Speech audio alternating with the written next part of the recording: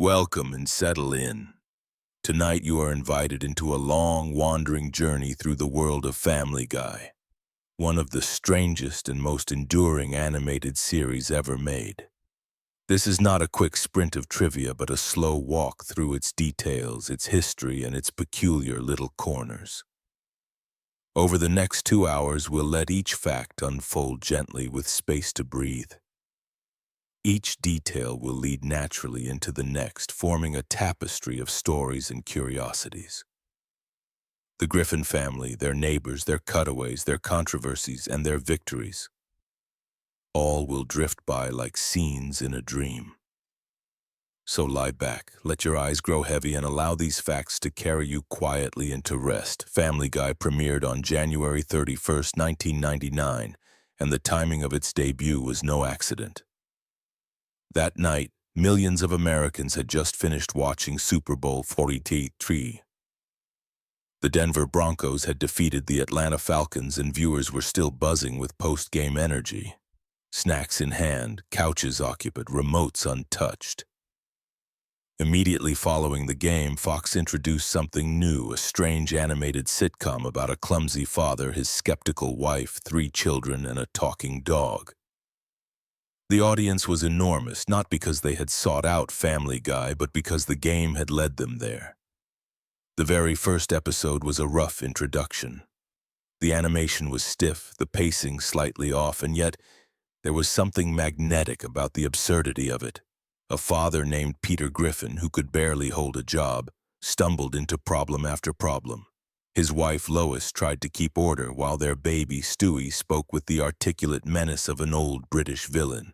And then there was Brian, the dog, calmly drinking a martini and speaking as if he were the only sane one in the room.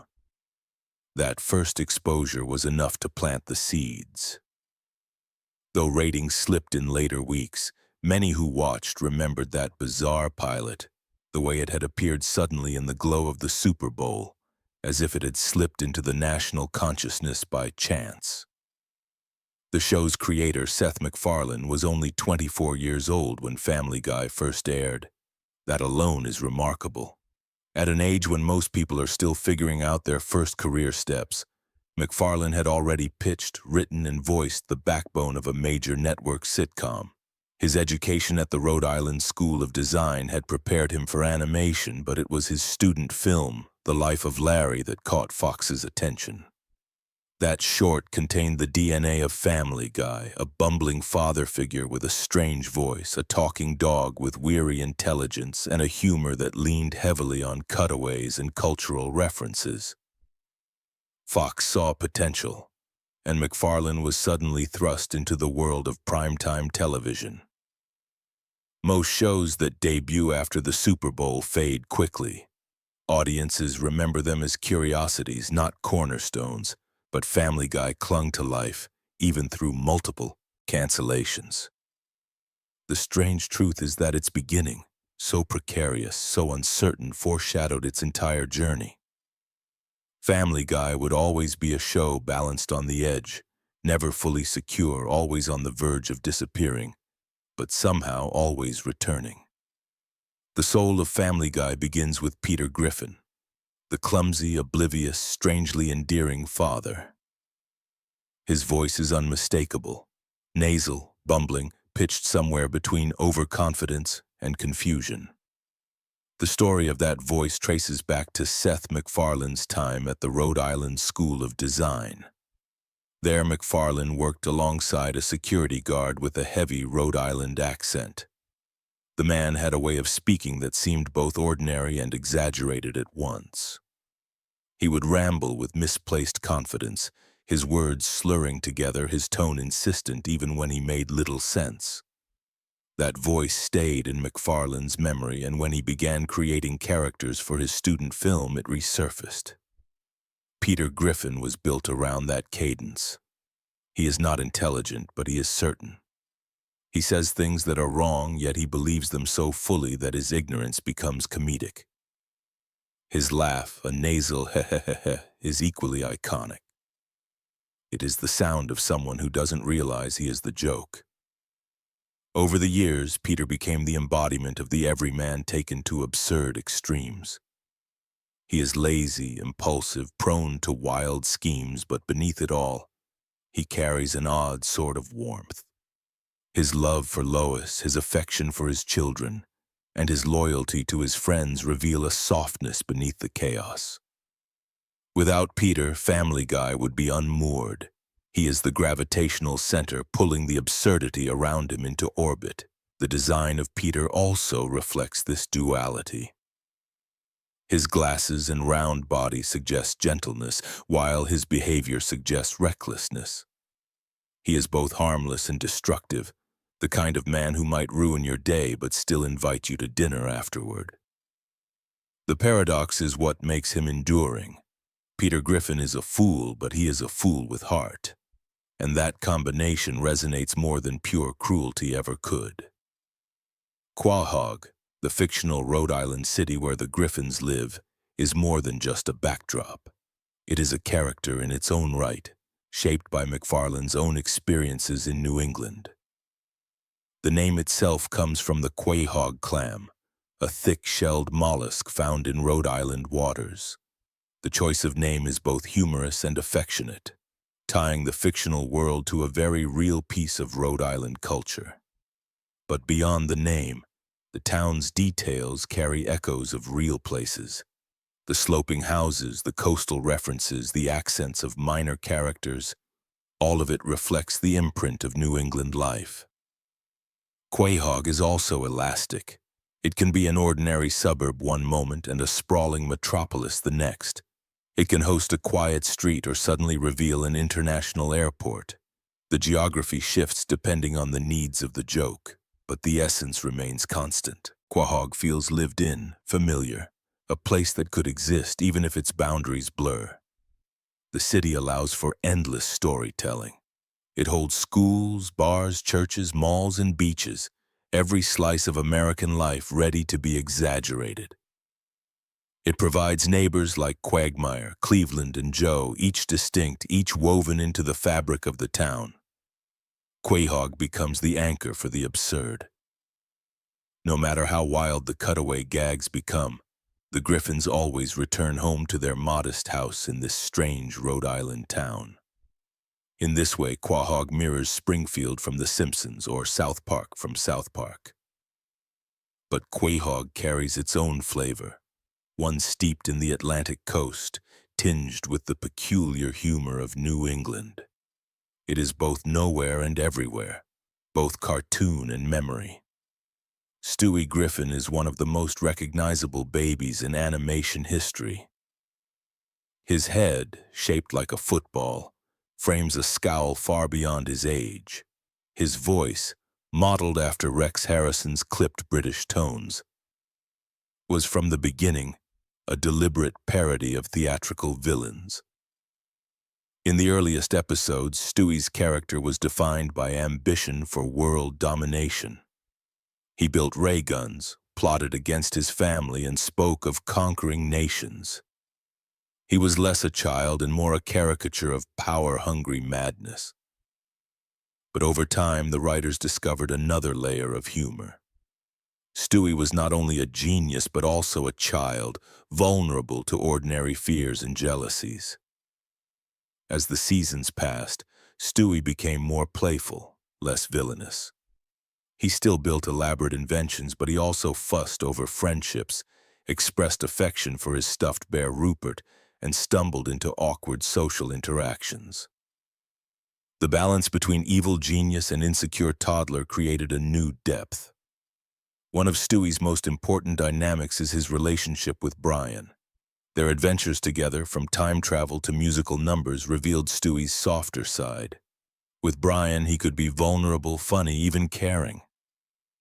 The road to episodes became a recurring showcase for their bond, blending parody with genuine emotional weight.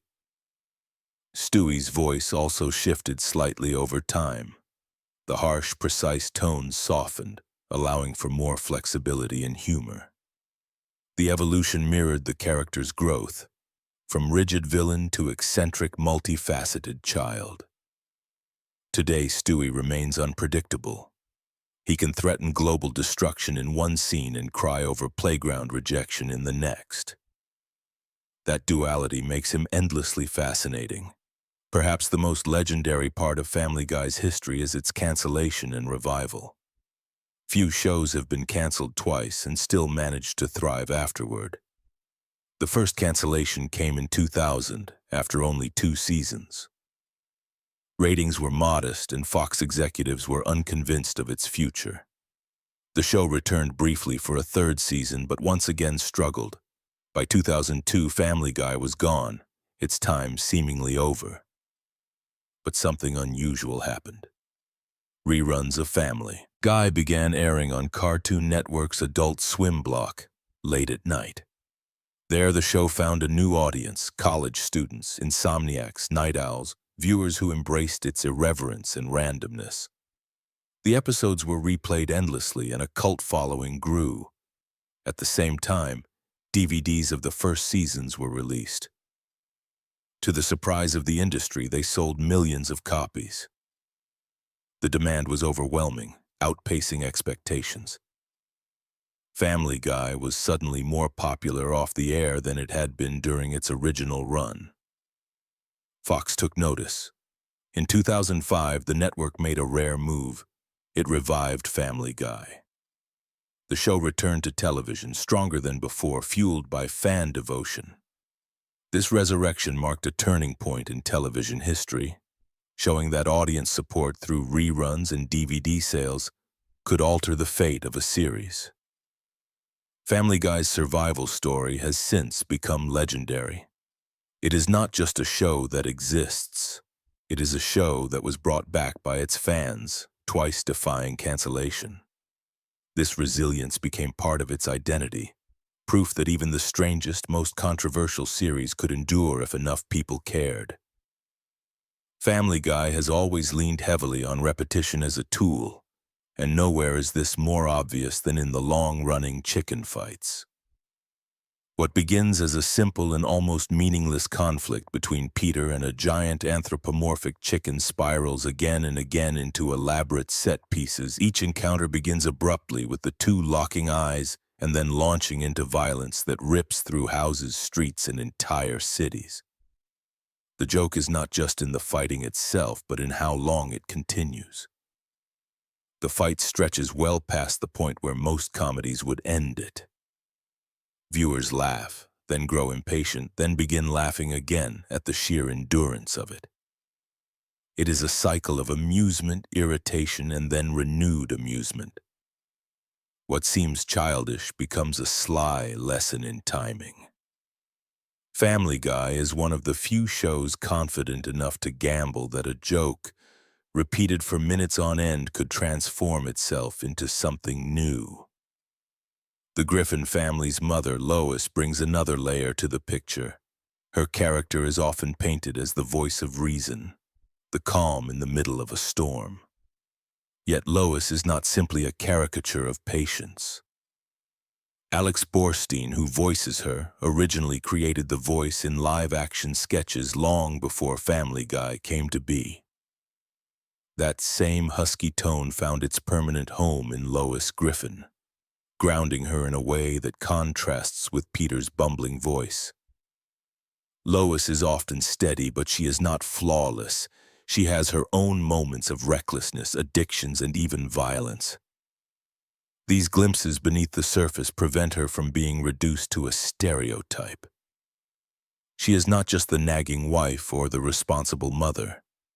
She is layered, sometimes kind, sometimes dangerous, always human in her unpredictability. This is part of what keeps her compelling. She is the anchor, but an anchor that occasionally drifts loose, revealing her own chaos. Chris Griffin, the awkward teenage son, often feels like the most overlooked of the family, but his character carries its own quiet resonance. Voiced by Seth Green, Chris speaks with a halting rhythm, partly inspired by Buffalo Bill from Silence of the Lambs. Green leaned into that unsettling cadence and made it absurdly funny, giving Chris his strange blend of innocence and oddness. Chris embodies the universal clumsiness of adolescence, He is aimless, easily distracted, and often misunderstood. The comedy comes from his confusion, but also from his occasional bursts of strange wisdom. He might misinterpret the world around him in the most naive way, but in that naivety lies a kind of truth. Chris reminds us of a time in our own lives when we didn't quite fit in, when every day carried awkwardness and uncertainty. He is the embodiment of that stage translated into animated form. Some characters exist to test the audience's limits. Herbert the Pervert is one such character. The frail, elderly neighbor whose soft, whistling voice contrasts with his unsettling interest in Chris. His presence is deliberately uncomfortable. He shuffles with a walker, his frame fragile, his demeanor oddly harmless, yet his words betray an obsession that is both disturbing and absurd. Most shows would avoid a character like Herbert entirely, but Family Guy leans into the discomfort. The tension between what should be terrifying and what is merely ridiculous turns into a form of humor unique to the series. Some find him too unsettling, others find him strangely funny, but his existence proves something important about Family Guy. It is unafraid of walking directly into taboo territory, unafraid of seeing if laughter can emerge from discomfort. Herbert embodies the show's willingness to press against boundaries that most would never dare to touch. And then there is Mayor Adam West, one of the most beloved figures in the show. Voiced by the real Adam West until his passing in 2017, the character of the mayor is not so much a parody as he is a surreal creation all his own. His lines are nonsensical, his actions bizarre, yet everything is delivered with complete sincerity. This version of Adam West is detached from reality, wandering through Quahog with the conviction of a dreamer, whose thoughts never quite align with the world around him. He is harmless, eccentric, and endearing, the kind of character whose absurdity feels almost comforting. In many ways, he represented the surrealist heart of Family Guy. After Adam West's death, the show retired his character as a tribute. In a world where nearly every character is replaceable, Mayor West was not. His departure left a quiet space, a rare acknowledgement of how much he had meant, not only to the show but to the fans who had grown to love his strange, wandering presence. Joe Swanson is one of those characters who feels larger than life, even while confined to his wheelchair. Voiced by Patrick Warburton, Joe is a police officer whose booming voice and exaggerated heroism contrast with the fragility of his condition. In many ways, he is a parody of over-the-top action heroes, shouting with determination, throwing himself into battles that leave his body battered. Yet the humor lies in the contradictions. Joe is often portrayed as both invincible and deeply vulnerable. Sometimes he is unstoppable, charging headfirst into danger. Other times he is mocked, frustrated, or humiliated by the simplest of obstacles. That duality makes him more than a background character. He embodies the way Family Guy uses exaggeration not just for comedy but for balance. Joe is absurd, but he is also strangely human. His triumphs and frustrations mirror the way people carry strength and limitation side by side, and that blend keeps him memorable long after the laugh fades. Music has always been another thread woven into Family Guy's fabric. Seth MacFarlane's love of classic Hollywood musicals and big band swing is well documented, and he used the series as a platform to showcase it.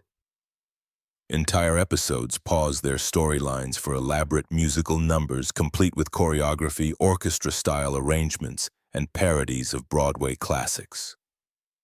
Sometimes these numbers exist purely for spectacle. Other times they push the story in surreal directions.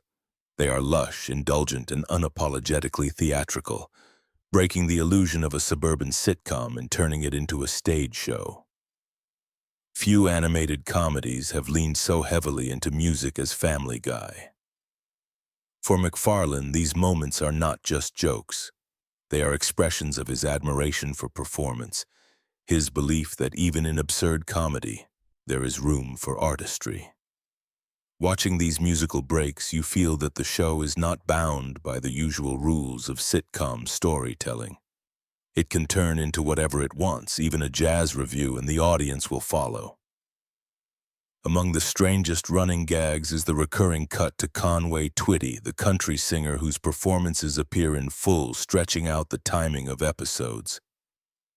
At first, it seems like a throwaway gag, a random insertion of music into comedy.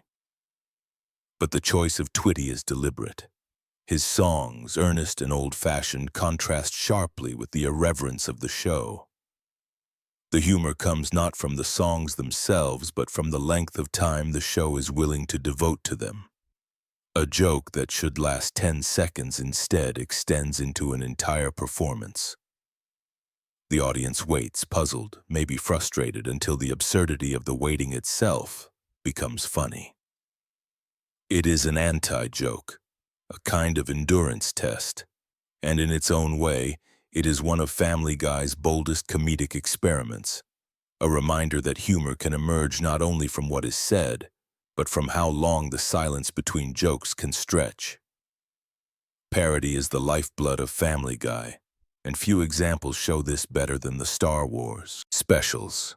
Spread across several episodes, these recreations of the original trilogy recast the Griffins and their friends in the roles of iconic characters. Peter becomes Han Solo, Stewie takes on Darth Vader, and Lois plays Princess Leia.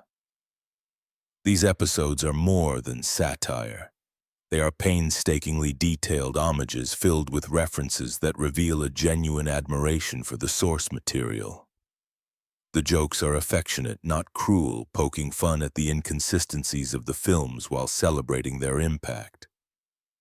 For many viewers, these specials were introductions to Star Wars itself, a strange way to enter one cultural landmark through the lens of another. In these episodes, Family Guy blurred the line between parody and tribute, proving that laughter can be an act of reverence just as much as critique. But reverence has never been the whole story. Family Guy has long courted controversy, and that controversy has become inseparable from its legacy. From its earliest days, the show pushed against boundaries of taste, making jokes about religion, disability, sexuality, and race that sparked outrage. The Federal Communications Commission fined the show for indecency. Watchdog groups protested its content, calling for boycotts. For some, this was evidence that the show had gone too far, using shock for the sake of shock. For others, this was precisely the point, that comedy must take risks, that humor must tread into forbidden places to expose absurdity. Family Guy has always lived on that edge, balancing between offense and laughter. Sometimes the balance tips too far and the joke lands with cruelty. Other times it lands perfectly, exposing a truth that more polite shows would never touch. This tension is what keeps Family Guy in constant conversation. It is not safe comedy. It is messy, daring, sometimes ugly, sometimes brilliant. And that volatile mixture has carried it further than anyone could have predicted when it first appeared after a football game in 1999. Family Guy has always existed in a strange relationship with time. The characters do not age, and yet the world around them moves forward. The early episodes, frozen in the late 90s, still featured bulky computers, pagers, and the fashions of that era. Now, more than 2 decades later, the Griffins still look the same, still live in the same house, still remain caught in that endless loop of cartoon stasis. And yet the jokes reference smartphones, social media, streaming services, and all the shifting cultural touchstones that come and go. It creates a dissonance, as if Peter and Lois and their children are stuck in amber, perfectly preserved, while the real world keeps turning. Stewie has remained an infant longer than some viewers have been alive. Brian has remained middle-aged, sipping martinis despite witnessing generations of technology and cultural change pass by. This timelessness is both a freedom and a limitation. It frees the writers to never worry about aging their cast or resetting their timeline. But it also creates a surreal quality, a loop that never breaks, where life feels permanent but strangely hollow. For audiences, however, that lack of change has become oddly comforting. Family Guy endures because it never really ends. The characters are there, waiting in the same house, ready for the next absurd adventure, no matter how many years go by in the real world. The structure of the show itself also reflects this looseness. Traditional sitcoms build episodes around coherent stories with setups and resolutions. But Family Guy often takes another approach. It begins with one storyline, then abandons it halfway through for something entirely different. What seems to be an episode about Peter taking on a new job might suddenly morph into an adventure through history. A simple errand to the store can collapse into time travel or an extended parody of a classic film. This sketch-like structure frustrates some critics, but it has become part of the show's identity. The unpredictability is the point. Each episode is less about continuity and more about moments. Each one a pearl strung on a thread, shiny on its own even if the thread feels uneven. The cutaways and tangents create a rhythm of constant surprise. In that rhythm lies its uniqueness. Watching Family Guy is like listening to someone's unfiltered thoughts. One memory triggers another, one joke triggers a reference, and soon you are far from where you began. It feels chaotic, but it mimics the way a mind wanders. The voices of Family Guy are another anchor point, grounding the chaos in something familiar. Seth MacFarlane himself provides the voices for Peter, Stewie, and Brian, shifting between tones so fluidly that it can be easy to forget they come from the same person. Each voice carries echoes of his personality but radiates in distinct directions. Peter's bumbling certainty, Stewie's articulate menace softening into eccentricity, Brian's weary, cynical drawl. Alex Borstein gives Lois her steady huskiness, part affection, part exasperation, grounding the family. Mila Kunis lends Meg her subtle layers of frustration, while Seth Green gives Chris that peculiar, halting innocence. Supporting voices are equally distinctive. Patrick Warburton's rumbling Joe, Mike Henry's smooth Cleveland, the rapid fire of Glenn Quagmire. Animation lives and dies by its voices, and Family Guy thrives because they are so recognizable. They are auditory landmarks, instantly familiar. Even when the story veers off into absurdity, the voices tether you back. They are the handholds in a storm, guiding you through the unpredictable flow of jokes. Merchandise also became a vital thread in the survival of Family Guy, particularly in the years when it seemed destined to remain canceled. In the early 2000s, DVD box sets were the lifeblood of fandom. They provided not only the episodes but also commentary, behind-the-scenes glimpses, and the sense of owning something permanent. Family Guy's first DVD sales shocked the industry. Instead of fading, the show exploded in popularity, selling millions of copies and surpassing even blockbuster films in certain markets. Dorm rooms and apartments filled with Family Guy posters. Stewie's face, scowling but oddly adorable, stared out from t-shirts and mugs. Peter's quotes became slogans on novelty merchandise, often shouted in bars or repeated at parties. The merchandise did more than provide income. It embedded Family Guy into the cultural fabric. People who hadn't even watched the episodes knew the characters from clothing, stickers, and toys. Quahog became a place that existed not just on television but in real life as an identity, a shared joke between strangers who recognized the same references. Crossovers expanded this universe even further, placing Family Guy side by side with other animated worlds. The most notable, of course, was the 2014 crossover with The Simpsons.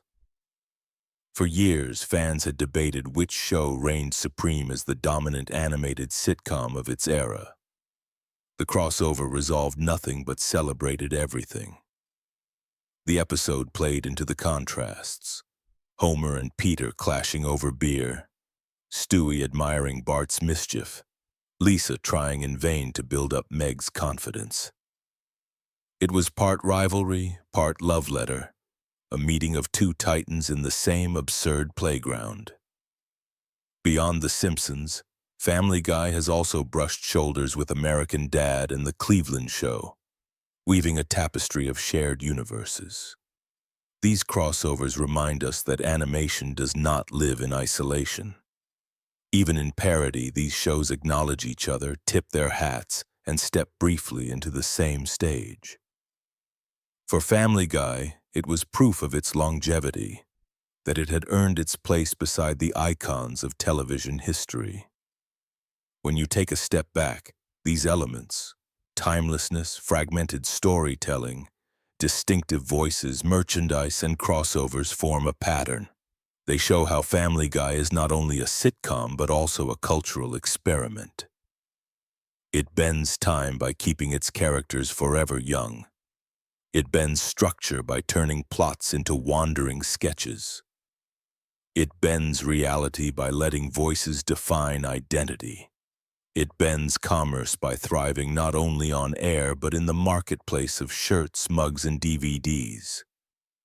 And it bends universes by crossing into the worlds of other shows. The strange alchemy of all these bending points explains why the series has lasted as long as it has. It is elastic. It stretches without breaking. And that elasticity is why, even decades later, Peter Griffin's nasal laugh and Stewie's clipped tones still echo late at night in living rooms around the world. Family Guy often slips quietly into the surreal. Entire episodes abandon the rules of sitcom storytelling and wander into something dreamlike. The so-called road to episodes, the ones that pair Brian and Stewie in grand adventures, are perhaps the purest example. They are modeled after the old Hollywood road films, light musicals filled with travel, danger, and spectacle.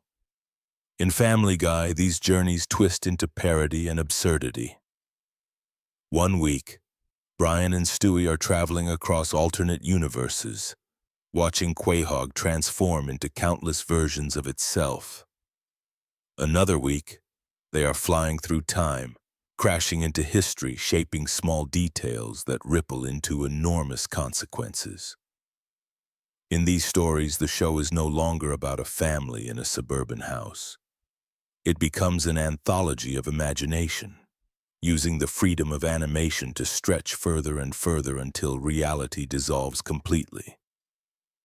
The remarkable thing is how naturally viewers accept it. By now, we know that Quahog is elastic, and if the characters wish to step out of their neighborhood and into a different universe, the transition feels seamless. The surreal is always just under the surface, waiting to emerge. Time travel in particular has become one of the show's most fascinating tools.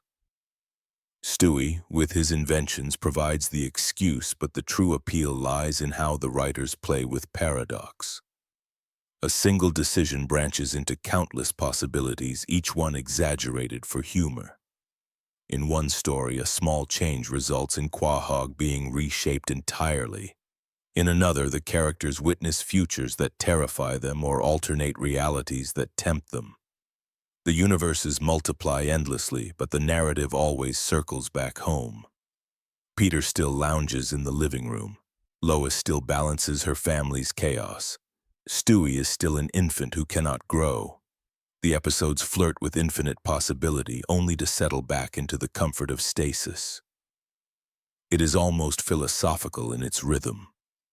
The show asks, what if everything were different? And then answers, nothing has changed at all. There is a strange comfort in that loop, a reminder that no matter what chaos unfolds, the Griffin family remains exactly where we left them. Even death itself is not free from parody. In Family Guy, death is not only an event but a recurring character. He wears a robe, carries a scythe, and speaks with casual indifference.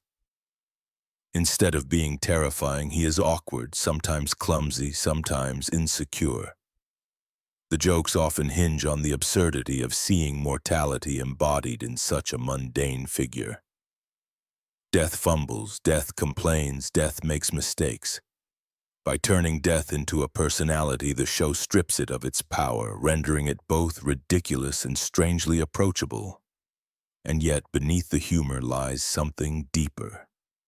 The presence of death, even as a character, is a reminder of inevitability. The show mocks it but never escapes it.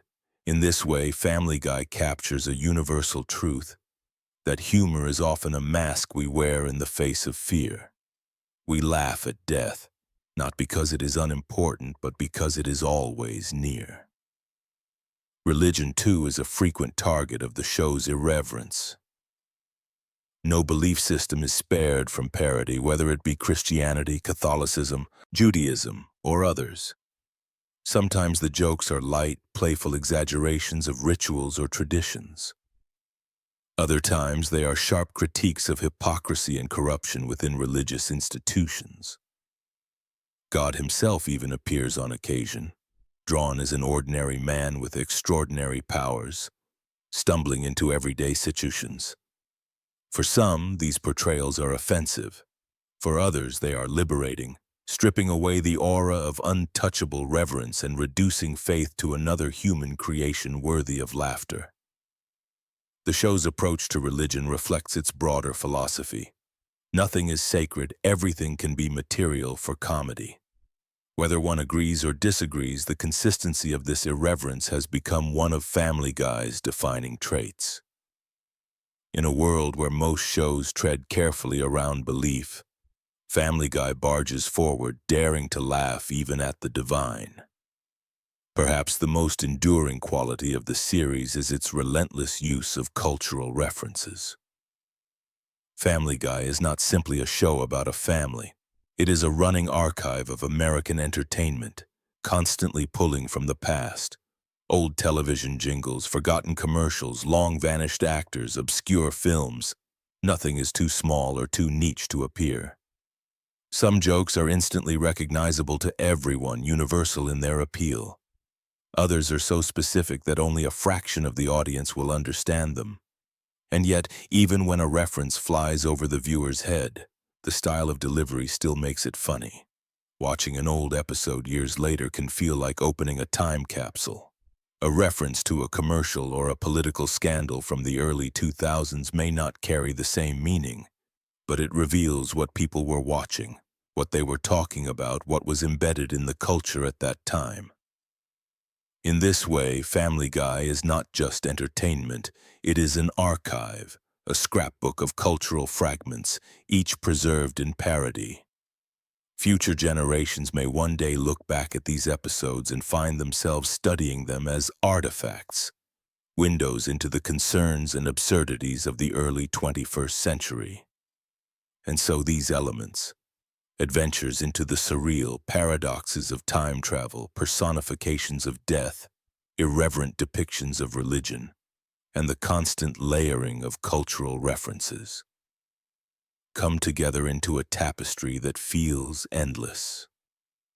Family Guy is not a straight story, but a spiral, looping through imagination and parody, always returning to its starting point, but always carrying new echoes. That spiral is what makes it both relaxing and unpredictable. For those drifting off to sleep, it is like listening to someone's wandering thoughts, shifting from memory to memory, joke to joke, without ever pausing to settle. The show becomes not just television, but a rhythm, a pulse of absurdity, comforting in its repetition, surprising in its leaps. It is this rhythm that has carried it through decades, making it not only a sitcom, but also a reflection of how the human mind wanders when left to drift. Family Guy's animation has quietly evolved over the decades, and in its own way, this evolution tells a story about time. If you look back at the very first season, you'll notice the roughness in the lines, the muted palette of colors, the almost stilted movements. The world of Quahog looked flatter, simpler, and less polished. Over the years, however, the animation grew sharper. Colors brightened, lines thickened, and the way characters moved across the screen became smoother. The improvements were not sudden but gradual, so subtle that many viewers hardly noticed until they looked back and compared the earliest episodes with the ones airing decades later. This quiet transformation mirrors the passage of time itself. You don't see yourself aging day to day, but when you look back at old photos, the difference becomes striking. Family Guy's animation reflects that slow, creeping change. It tells you that even in a world where the characters never age, the art around them does. The tools used to draw them shift. The hands that animate them refine their techniques. The show is frozen in one sense, but time seeps in through the lines of its drawings. The changes in animation also reflect a larger story about the industry. In the late 90s, animation was still transitioning away from hand-drawn cells and toward digital processes. Family Guy began at the cusp of that transition, and so its earliest episodes carry that hybrid feel, not fully modern, not fully traditional. As digital animation improved, Family Guy adopted those methods, leaning into sharper lines, more consistent movement, and even more elaborate cutaway gags that required cinematic parody. The smoother animation opened doors to grander sequences, longer fights, detailed parodies of films, extended musical numbers that mimicked Broadway choreography. The show's visual language matured even if its characters remained forever the same. For longtime fans, this shift can feel strange. Revisiting the earliest episodes is like revisiting your childhood home. Familiar but smaller, rougher, not quite as polished as you remembered. And yet that roughness carries its own charm, a reminder of where it all began. Guest stars have also woven themselves into the texture of Family Guy. Over the years, countless celebrities have lent their voices to episodes, sometimes playing themselves, sometimes portraying exaggerated versions, and sometimes slipping into fictional roles entirely detached from their real lives. James Woods, for instance, became a recurring caricature of himself, tangled in absurd conflicts with the Griffins. Carrie Fisher voiced the dry and endlessly weary Angela, Peter's boss at the brewery. These appearances blur the line between fiction and reality, pulling famous figures into the cartoon world of Quahog. The humor lies partly in recognition, the moment when the audience realizes who is speaking, and partly in the absurdity of watching a celebrity surrender themselves to parody. For the celebrities themselves, appearing on Family Guy became a kind of cultural badge, a way of acknowledging the show's influence. Even those who had been mocked by its cutaway gags sometimes returned to voice themselves, as if to say that being roasted by Family Guy was, in its own strange way, an honor. The presence of guest stars also highlights something else: the show's ability to function as a time capsule. Each cameo locks a person, a voice, a cultural figure into a moment. Watching episodes years later, you encounter celebrities who were household names at the time but have since faded from the spotlight. Their appearances become echoes of the era in which the episode aired. In that way, Family Guy doubles as a record of shifting fame. It documents who mattered, or at least who was talked about, in the cultural landscape of that year. Just as the references capture forgotten commercials or films, the guest appearances preserve the faces and voices that once dominated magazines and screens. When future viewers revisit the series, they may find themselves piecing together cultural history through these appearances, using Family Guy as a strange comedic archive of who once mattered. Behind the jokes, the animation, and the cameos, there is always the work of the writers. Family Guy's writing process has been described as chaotic, yet it thrives precisely because of that chaos. The writer's room is often likened to a brainstorming session, where no idea is too outlandish to be tossed onto the table. Some episodes are written around a single outrageous gag, Others are assembled like collages, bits of humor stitched together into a loose narrative. This flexibility mirrors the show's final form, fragmented, wandering, but somehow coherent in its rhythm. A cutaway might reference an obscure film from the 40s, followed immediately by a slapstick gag, followed again by a heartfelt moment between Brian and Stewie. It shouldn't work, but it does, because the rhythm is consistent. The show trains you to accept that unpredictability as its own form of order. For the writers, the challenge has always been balance. How far can a joke go before it tips into cruelty? How much absurdity can an episode hold before it collapses under its own randomness? How much repetition can a gag endure before it ceases to be funny? Family Guy has crossed those lines more than once, and critics have not hesitated to call it out. But part of the show's philosophy is testing those boundaries, probing where the line is drawn and sometimes stepping over it on purpose. To the writers, offense is not necessarily failure. Sometimes it is the point. This is what makes the series polarizing. It invites strong reactions, adoration from some, disdain from others, and in doing so, it ensures that it is never ignored. In television, being unforgettable matters more than being universally liked. The influence of Family Guy extends far beyond television screens. With the rise of the internet, the show found a second life in short clips, GIFs, and memes. Cutaway gags, musical numbers, and outrageous scenes circulated widely on platforms like YouTube, long before streaming services dominated. For many younger viewers, Family Guy was not a scheduled program but a collection of clips consumed in fragments. The structure of the show lent itself perfectly to this. Because the humor often existed in disjointed sketches, the scenes could be lifted out of episodes and shared independently. A single gag could travel across the internet without context and still land as funny. This fragmentary style, once criticized, proved prescient.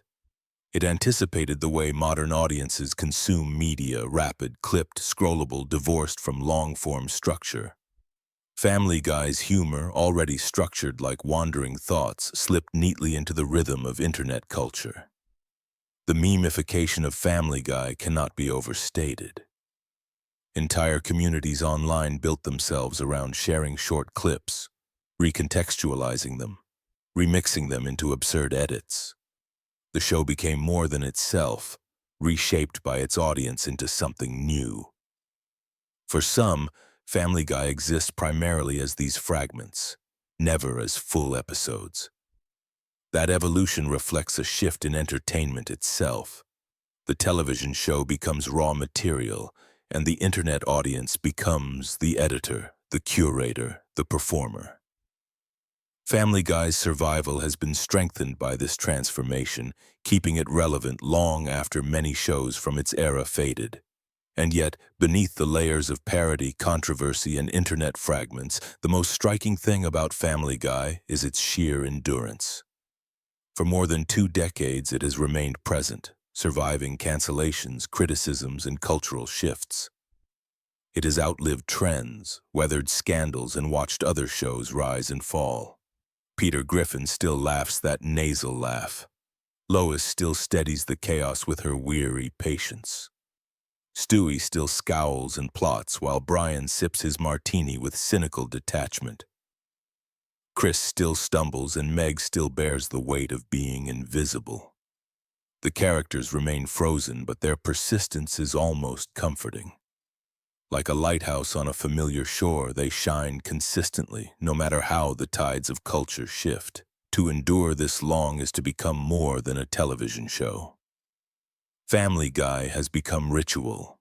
It is no longer about shock or novelty. It is about familiarity, the comfort of knowing that somewhere, on some channel, the Griffins are still there. Even if you haven't watched in years, the knowledge that it continues provides a strange reassurance. It tells you that some things, even in a world of rapid change, remain constant. It has become less about comedy and more about presence, about stability disguised as absurdity. That is its strangest achievement, not just making people laugh, but becoming part of the cultural landscape itself, as enduring as the suburbs it parodies. There comes a point when you have watched enough Family Guy that the jokes begin to blur into a rhythm, and the rhythm itself becomes the joke. The show is not really about resolution or about a family that grows and learns. It is about a family that stays still while the world around them shifts like a kaleidoscope of absurdity. The Griffins do not age, but their world bends to the needs of the joke. This is perhaps the greatest paradox of Family Guy, the idea that it has remained the same for more than 2 decades and yet never stops transforming. When you return to it after years away, you find the same characters in the same house, speaking the same kinds of lines, but listen closer and you notice how the humor has been shaped by time. The same house now contains references to smartphones, to new celebrities, to shifting political landscapes. It is a show caught between stillness and motion, timeless and yet always current. And it is in this tension that its strangest beauty lies. To watch Peter Griffin stumble through life is to watch the embodiment of absurd confidence. He is a man who does not know what he does not know, and yet he carries himself as if he is certain of everything. His laugh is nasal, clumsy, and unmistakable. His logic is broken, but his belief in his own reasoning never falters. And perhaps this is why he remains so oddly endearing. We laugh at him, but we also recognize a little of ourselves in him. That stubbornness, that blind certainty in the face of obvious mistakes. Peter is a caricature of the human tendency to blunder forward anyway, to live loudly in ignorance and still somehow stumble into love and laughter. He is both the butt of the joke and the heart of the family. Without him, Quahog would collapse into silence. With him, it becomes a universe of chaos that somehow still holds together. Lois, always beside him, embodies a quieter contradiction. She is the voice of reason until she is not. She is the anchor until she drifts. Her voice, rough around the edges, carries authority, but her storylines reveal impulses and flaws just as wild as her husband's. She is not the stereotype of the saintly wife.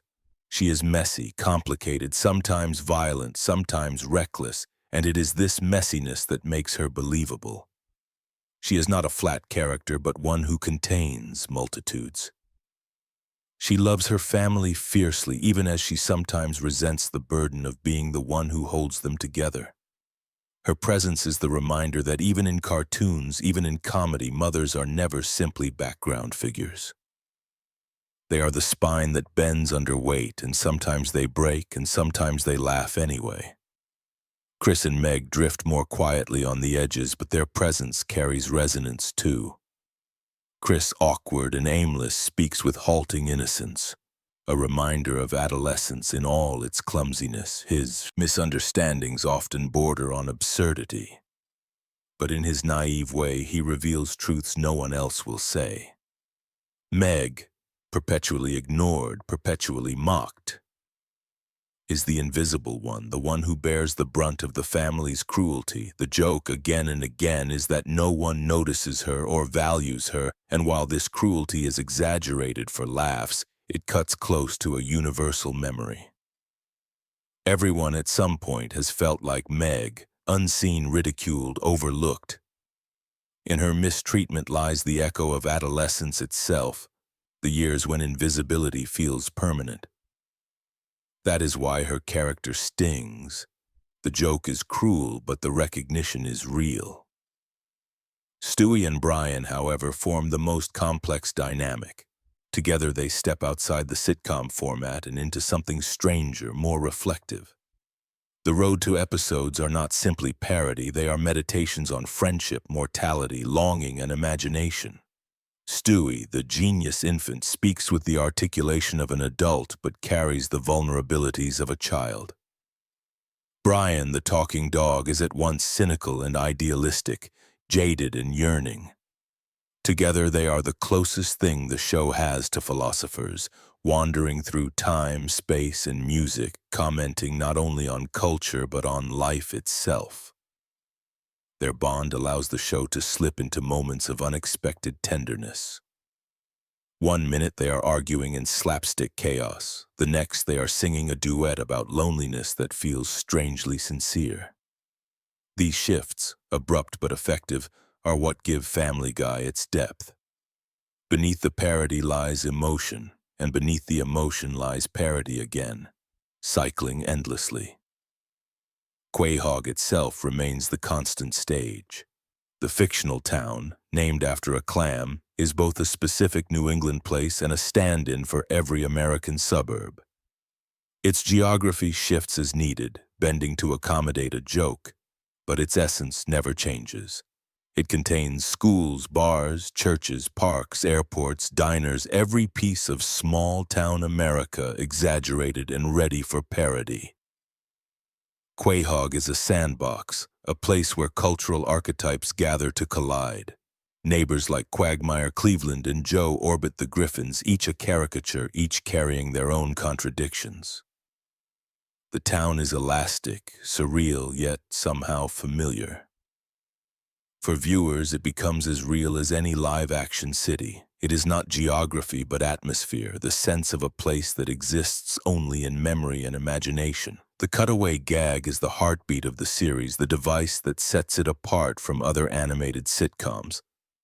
The cutaway is not just a joke, it is a philosophy. It says that the narrative can be interrupted at any time, that the mind can wander freely, that the subconscious can spill onto the screen without warning. Some cutaways last seconds, others minutes. Some are elaborate film parodies, others quick flashes of absurdity. They are the embodiment of distraction, of memory, of imagination, of randomness. Watching Family Guy is like listening to someone tell a story and constantly digress, wandering down tangents that may or may not connect back to the point. But in those tangents lies the humor, and in those tangents lies the uniqueness of the show. The cutaway gag is more than a format. It is the essence of Family Guy itself. Of course, the show has never existed without controversy. From its earliest days, it has been accused of cruelty, of offensiveness, of pushing too far. Religious groups protested its depictions of God and faith. The Federal Communications Commission fined it for indecency. Critics wrote it off as tasteless, lazy, even dangerous, and yet that controversy became part of its identity. Family Guy never pretended to be safe. It thrived on the edge, sometimes crossing it, sometimes stumbling, but always refusing to stand still. For some, that daring was liberating, a refusal to censor, a willingness to laugh at everything, even the forbidden. For others, it was too much, a sign that the show had no boundaries. The truth lies somewhere in between. Family Guy has always been messy, daring, and uneven. That is its nature. Its humor is not neat but jagged, not careful but reckless. And in that recklessness lies both its failure and its success. The endurance of Family Guy is its greatest surprise. Few shows survive multiple cancellations, and fewer still return stronger than before.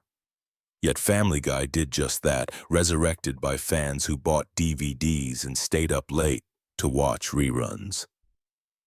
That revival was not just a business decision. It was a cultural moment, proof that audiences could bring a show back from the dead. Since then, the series has lived on year after year, season after season, long past the point when most sitcoms would have faded into memory. It has become part of the furniture of television, always there, always present, never fully gone. Its survival is almost absurd in itself, another joke, another paradox. A show that should not have lasted this long continues to last, defying expectations, defying logic, defying even its own critics. Perhaps this is why, for many, Family Guy is comforting. It is not always the funniest, not always the sharpest, but it is always there. The griffins wait in their house. Quahog waits outside their door. The cutaways wait in the wings. You can turn on the television or open a streaming service, and you will find them still speaking, still laughing, still offending, still singing, still enduring. They are a fixture as constant as the suburbs they parody. And in a world that changes too fast, that constancy matters.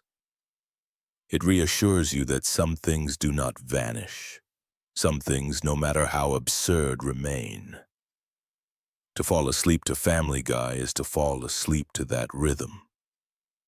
That mixture of chaos and familiarity.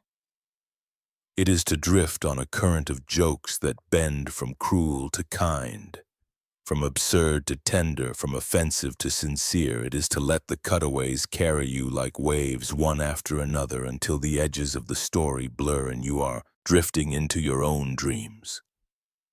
Perhaps that is the greatest irony of all, that a show built on randomness and noise can become a lullaby. Its chaos transformed into comfort by sheer repetition. Family Guy was never meant to soothe, and yet for many it does. Its laughter, rough and nasal, becomes the background hum of a culture that has learned to laugh at itself, even when it hurts. And so the griffins remain, their voices echoing softly in the dark, as steady as sleep itself.